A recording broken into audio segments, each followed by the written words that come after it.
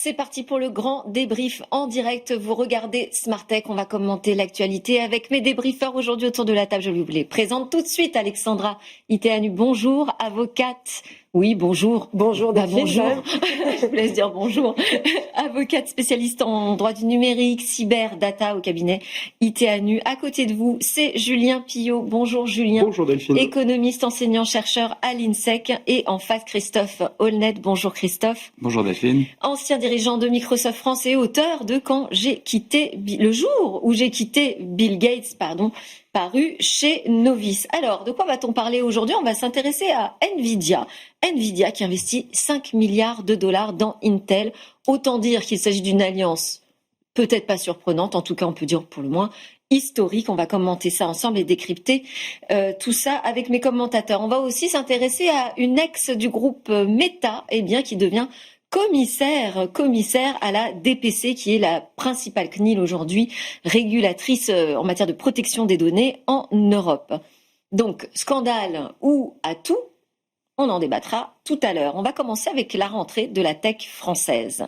Et pour lancer la discussion, nous sommes connectés avec Julien Noronha. Bonjour Julien, vous êtes le directeur exécutif en charge de la communication chez BPI France. BPI France qui organisait ce mardi 23 septembre à Paris la 11e édition de Big, un énorme, gigantesque rassemblement business en Europe. 1000 intervenants, 500 conférences. Julien, combien de visiteurs au total ? Bonjour à tous. Écoutez, on a eu, comme vous le disiez, un peu plus de 70 000 inscrits. Il y a eu environ 25 000 personnes à l'Accor Arena sur la journée. Donc très très belle édition avec une énergie folle. On est encore tout tremblant, pour tout vous dire, parce qu'on a vécu quand même une bonne dose d'énergie là. Alors le thème c'était la vérité. Vous nous expliquez pour que les entrepreneurs disent leur vérité, mais quelle est cette vérité ? Quelle est leur réalité aujourd'hui ? L'idée, en effet, c'était déjà de remettre la notion de vérité au centre du débat, ce qui est plutôt surprenant puisque on en avait pu parler depuis les Lumières, et remettre la vérité au centre en 2025, c'était un peu inattendu. Ce thème, on l'a choisi il y a un an, on l'a pas choisi suite aux événements actuels, mais on a senti qu'il fallait remettre un peu la vérité de la science, la vérité des faits, la vérité du réel sur la place du village. Et donc, on a proposé aux entrepreneurs, en effet, de finalement d'exprimer leur propre vérité, leur propre réalité. Pas une vérité non plus béni oui, où tout va bien. Ils vont dans le réel, donc ce qui est compliqué pour eux, ce qu'ils subissent depuis le Covid jusqu'à aujourd'hui, avec toutes les crises qu'ils ont traversées, et en même temps aussi ce qui va bien, parce que les entreprises vont bien, elles investissent, l'économie va bien, le PIB par habitant augmente. Enfin, ils ont une place centrale dans nos territoires et dans la construction du pays. Donc, il faut aussi qu'on puisse les entendre, et nous, on a envie qu'on les entende. Vous dites que vous n'avez jamais eu autant de projets d'investissement, d'innovation. Mais est-ce que c'est bon signe d'avoir autant de projets d'investissement d'ailleurs ? Bah oui, c'est bon signe. Vous savez, l'économie, c'est comme un corps humain. Il faut que ça bouge, il faut pas que ce soit figé. Et c'est justement le risque de cette période, c'est que la peur fige. Ouais. Et comme la peur fige, les entrepreneurs ont des tonnes de devis en l'air en attente de signature. Ils ont des projets d'investissement, mais ils ont du mal à trouver des fonds pour investir le capital de leurs entreprises. Enfin, on entend toute cette musique-là, mais derrière ça, eux, ils avancent, et eux, ils continuent de vendre, ils continuent de se développer, ils continuent d'exporter, ils continuent d'innover, parce que vous parlez d'innovation aujourd'hui. Et ça, c'est fondamental de les soutenir. Et là, pour le coup, ça devient notre rôle aussi d'être à l'écoute de leurs besoins et d'être au cœur finalement de la machine pour les aider à continuer d'accélérer, quoi. Alors moi, quand j'entends le terme vérité, tout de suite, je pense quand même aux IA génératives en me disant aujourd'hui, qu'est-ce qui est vrai, qu'est-ce qui est faux, qui dit la vérité. Il y a même des réseaux sociaux qui imaginent dire tout le temps la vérité, pour ne pas les citer plus précisément. Quelle est l'approche de BPI sur l'intelligence artificielle ? Est-ce que vous dites aux entrepreneurs, il faut foncer, il faut accélérer, ou alors, attention, allez-y avec prudence ? Alors, à mon sens et au sens de BPI France, on n'a pas le choix que d'y aller. C'est pas un choix. C'est finalement une technologie qui vient transformer la société. On a eu Saturnin en clôture du Big, qui est un ancien fondateur d'OpenAI avec Sam Altman, qui a été assez clair sur le sujet. Il disait que de toute façon, ça va transformer la société. Maintenant, la question, c'est est-ce que c'est un progrès pour l'humanité ou est-ce que c'est une destruction pour l'humanité?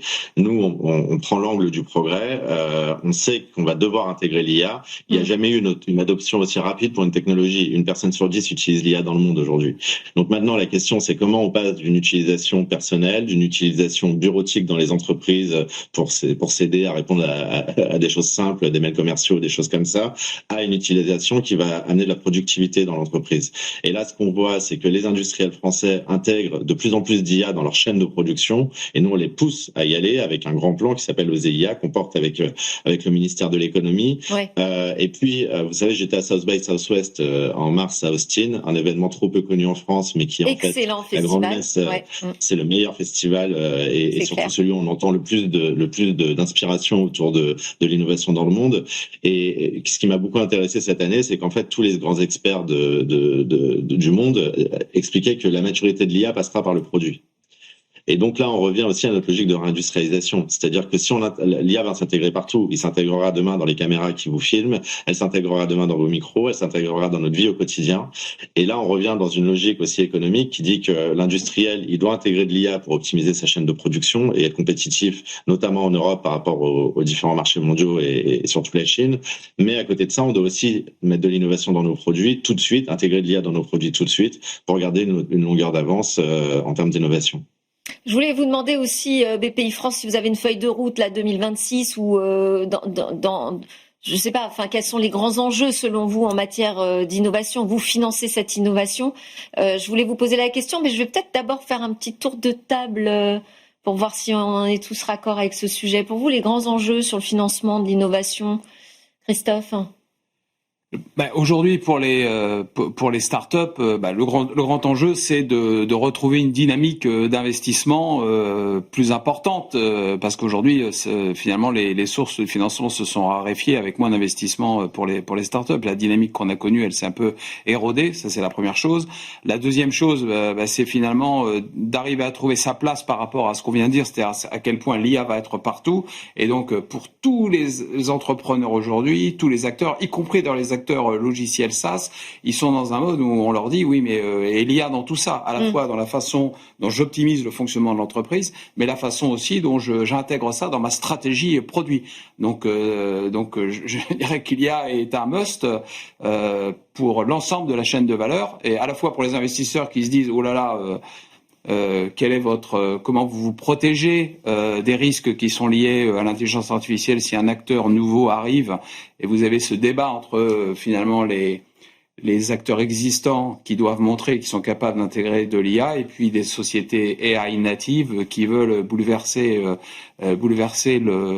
l'écosystème. Et donc c'est vraiment au cœur des discussions et des enjeux pour les startups.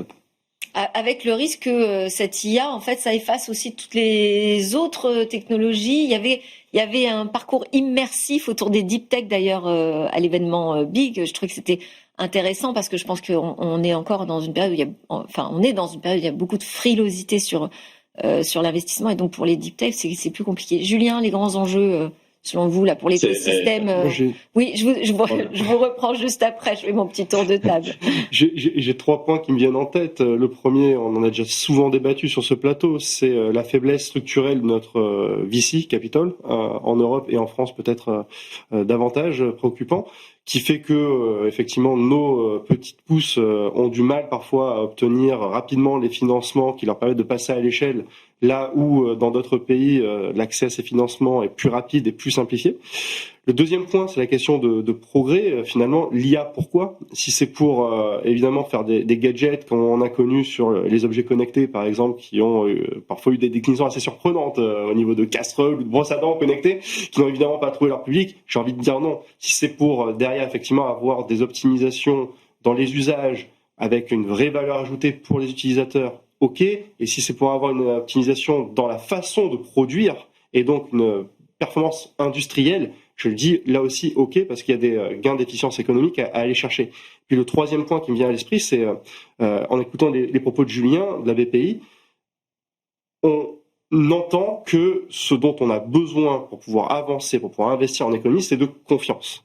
La confiance, c'est le cœur de l'économie. Enfin, de le réapprendre à chaque fois, mais c'est un invariant. Et donc, on a besoin de confiance. Donc, il faut avoir des perspectives d'avenir. Il faut avoir aussi des discours qui soient porteurs de confiance. Et quand on a dans le débat public régulièrement des nouveaux artefacts qui arrivent, notamment le dernier en date qui est la taxe Zuckman, c'est pas de nature à donner confiance aux investisseurs et aux entrepreneurs. Alexandra. Ouais, je rejoins Julien sur son dernier point. Je pense que le gros enjeu aujourd'hui pour les fournisseurs de ces nouveaux services, c'est de donner confiance. Et pour les utilisateurs et les pouvoirs publics, c'est aussi de faire confiance à ces nouveaux acteurs qui émergent. Et ça passe aussi, en tant que bon avocat, je le dis, mais par le réglementaire et par l'application de ces nouveaux tests qui donnent confiance d'une certaine manière. Donc il faut qu'on donne confiance, mais aussi qu'on fasse confiance à ces nouveaux acteurs pour leur donner la possibilité d'éclore et puis d'avoir une alternative à ce qui existe déjà. Quelque chose à ajouter, Julien ?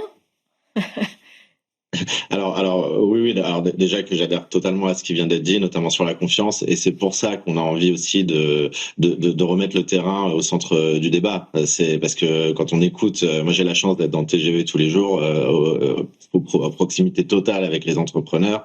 Enfin, moi, la dose de confiance, je la prends au quotidien, et c'est celle-là qu'on a envie d'exprimer au peuple et aux Français en général. Sur l'innovation, alors moi je pense qu'il y a des fonds en France. La question c'est d'avoir les bons GPS pour les trouver.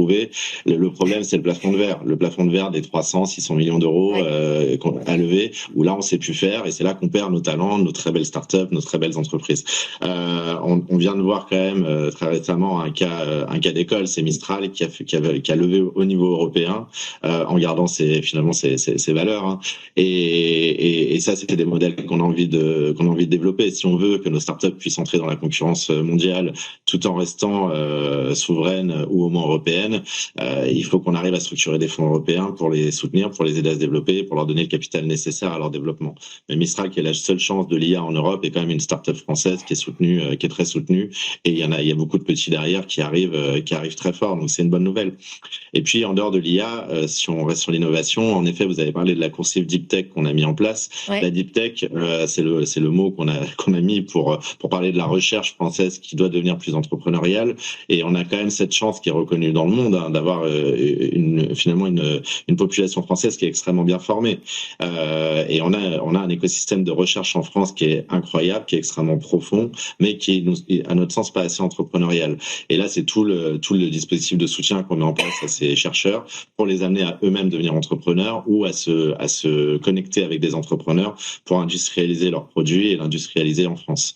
Donc, on est très actifs sur le sujet, on investit beaucoup, et les grands enjeux du financement en France, c'est d'un côté de maintenir les plans d'État. On a quand même eu un vrai plan Marshall avec France 2030 depuis quelques années, de soutien à l'innovation. On continue de l'avoir, hein. Il est pas cuté par les coupes budgétaires, ou en tout cas pas complètement. Et l'autre chance, et là je reviens sur BPI France, c'est que BPI France est solide. BPI France est autoportant sur une grande partie de ses soutiens aux entrepreneurs. Donc quand on parle de confiance, nous ce qu'on essaie de dire, c'est oui, il y a une situation actuelle, il y a des coupes budgétaires, il y a une nécessité de répondre au sujet de la dette française, mais à côté de ça, on a un objet solide en France qui est la BPI, et qui continuera de soutenir, d'investir, de financer et d'être présent pour les entrepreneurs.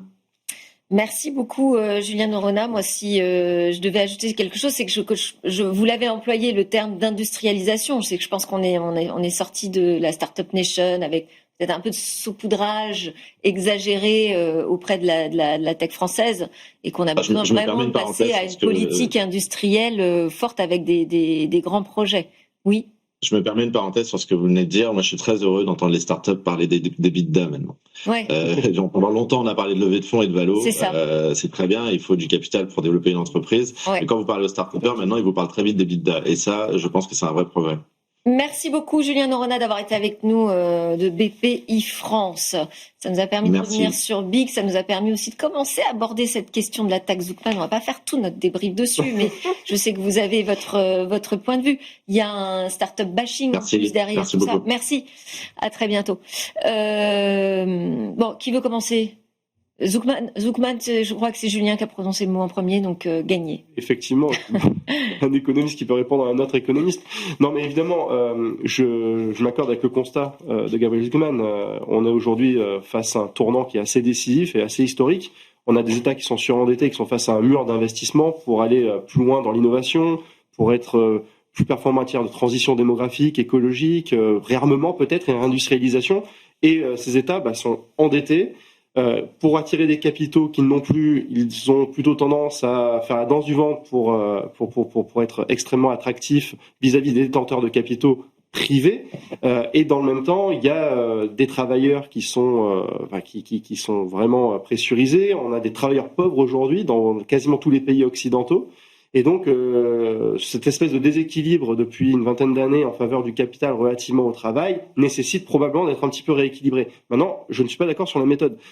Beaucoup de choses ont été dites d'ailleurs à juste titre sur... Il a quand même eu le courage d'affronter la French Tech au France Digital Day. Il faut le reconnaître. Moi, je respecte énormément son travail. Je dis juste qu'il y a probablement d'autres méthodes, des méthodes qui ne mettraient pas à mal le patrimoine financier des entreprises et notamment des startups innovantes qui ont besoin de plusieurs années avant de pouvoir avoir un EBITDA positif, pour faire le lien avec ce qui a été dit. Et puis surtout parce que aux États-Unis, il y a eu déjà ce débat qui a été posé entre 2019 et 2021, qui était une taxe très similaire à la taxe Zucman. D'ailleurs, Gabriel Zucman était déjà un des promoteurs de cette taxe aux États-Unis, qui s'appelle la taxe Warren, sur les multimillionnaires et ensuite les milliardaires.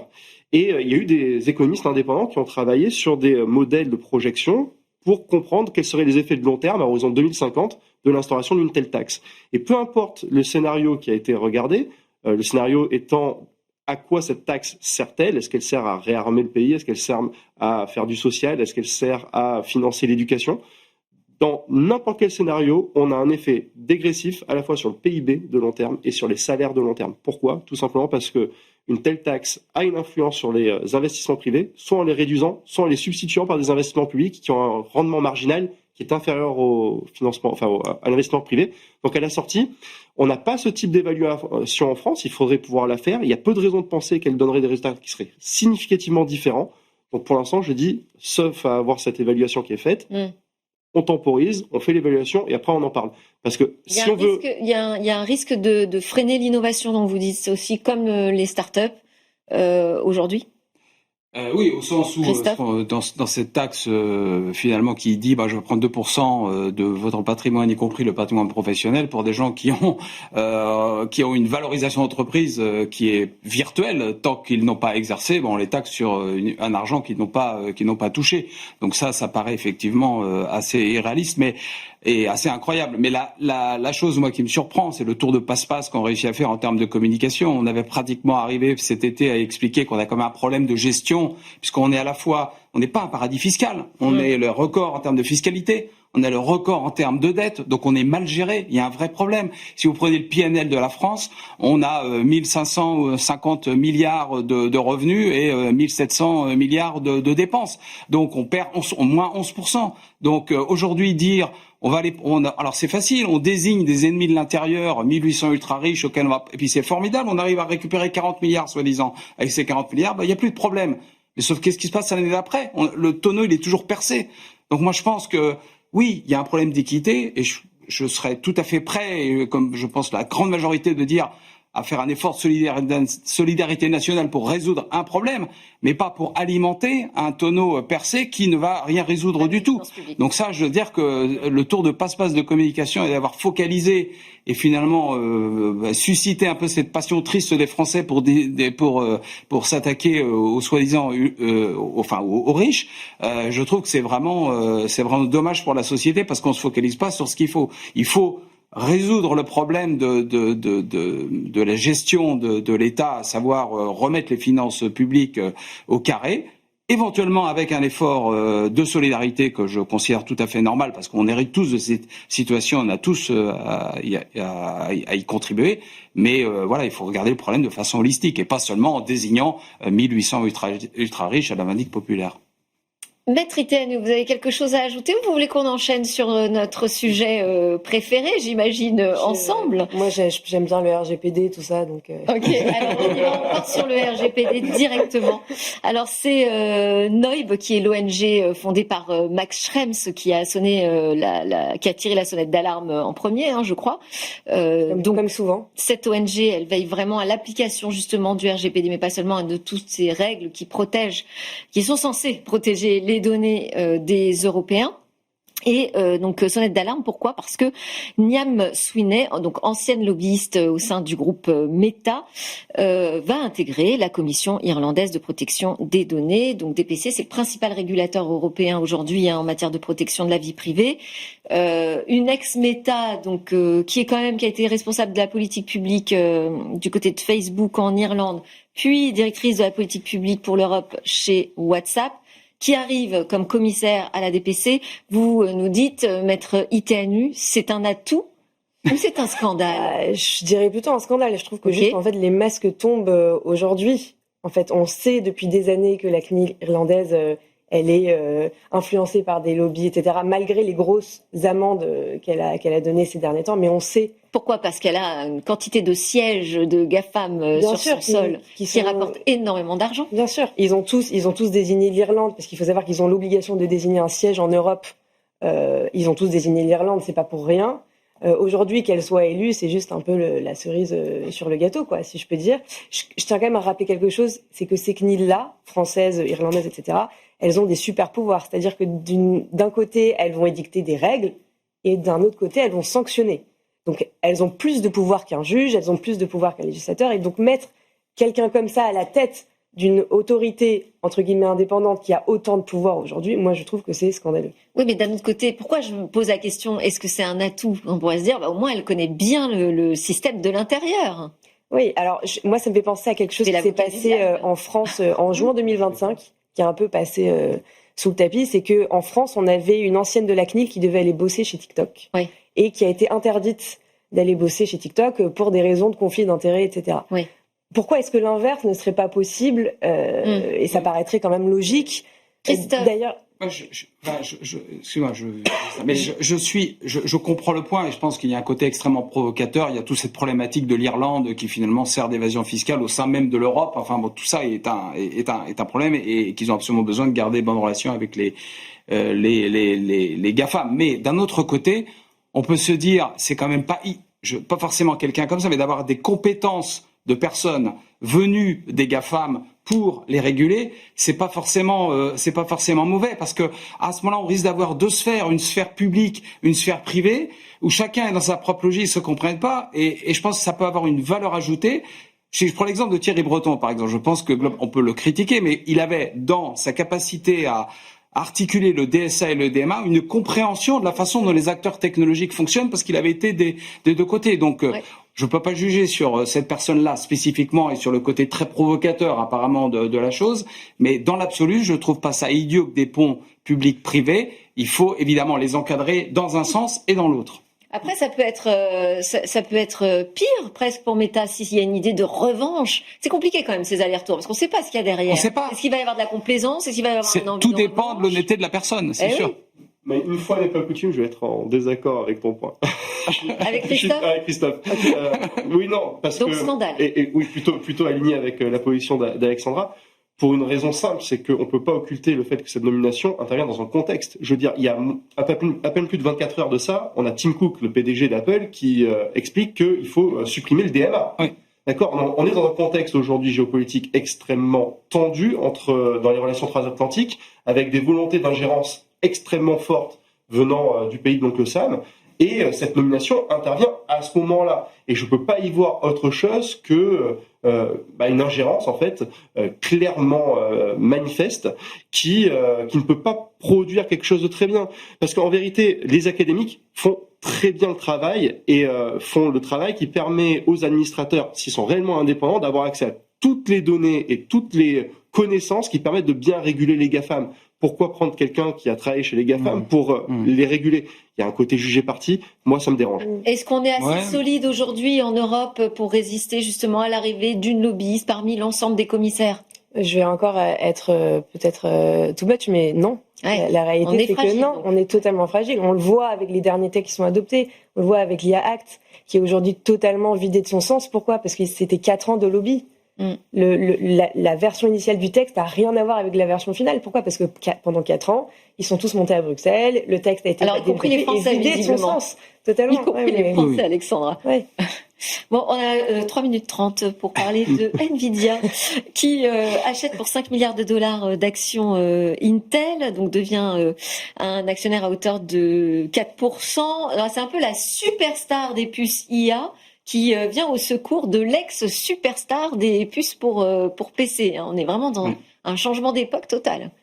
Oui, moi j'ai vécu l'époque où Intel, évidemment, Intel paraissait aussi indéboulonnable que Microsoft. Oui, effectivement, je travaille chez Microsoft, mais ça fait 20 ans que j'ai quitté, donc j'ai pu me désintoxiquer, Alexandra, et donc et de prendre un peu de recul là-dessus. Mais c'est sûr qu'Intel, c'est une vraie descente aux enfers. Donc pour Nvidia, c'est très malin. À la fois, ils viennent au secours d'Intel, ils passent un accord technologique pour mettre un peu de leur puce IA dans les x86 qui nourrissent les data centers. Mais au-delà de ça, c'est leur software de développement au-dessus qui fait que ils sont malins et qui vont essayer de monter en valeur et essayer de créer encore plus d'adhérence à leur plateforme dans un contexte où ils vont à un moment donné ou à un autre être challengés. Et puis enfin, c'est un geste de bonne volonté vis-à-vis du gouvernement américain parce que c'est vraiment en disant voilà, parce que il y a une obsession de Donald Trump de refabriquer des chips et ça marchait pas bien, et là ils vont aider à avoir un vrai narratif de réindustrialisation aux États-Unis, et de ce point de vue, ils s'achètent des faveurs du gouvernement américain, sachant qu'ils les avaient attaqués pour bien d'autres raisons, ils sont attaqués en Chine d'autre part. C'est important, ça, je trouve, pour l'Europe de regarder ça aussi comme ça. Il y a vraiment, tout le monde se met en ordre de marche pour dire OK, on protège notre industrie américaine. Ça, il faut reconnaître. Là où il y a une volonté, il y a un chemin.